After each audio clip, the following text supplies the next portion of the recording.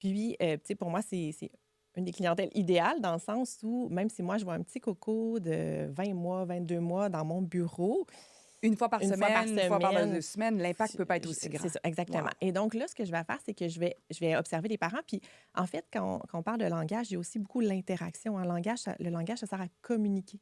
Donc, la communication, c'est comme la base. Et c'est super important de voir c'est quoi l'interaction entre le parent puis son enfant. Puis des fois, c'est pas que le parent, il veut pas bien communiquer ou veut pas... c'est pas qu'il est pas stimulant pour son enfant. C'est que des fois, les parents, ils veulent tellement ils veulent tellement beaucoup qu'ils vont prendre beaucoup, beaucoup de place, ils vont parler beaucoup, ils vont poser des questions, ils vont demander à l'enfant de nommer les choses et tout ça.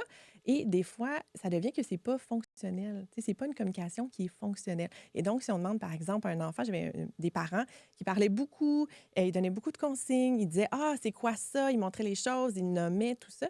Mais l'enfant, je sentais à travers la vidéo une pression sur lui de il faudrait que je dise quelque chose. Mes parents s'attendent à ce que je dise quelque chose, alors qu'il n'y avait pas les capacités pour le faire à ce point-là.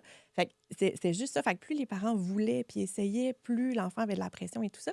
Puis on a juste travaillé sur l'interaction, le plaisir. Est-ce qu'on peut jouer? Est-ce qu'on peut avoir du plaisir, tu sais, au lieu d'avoir de la pression et tout ça?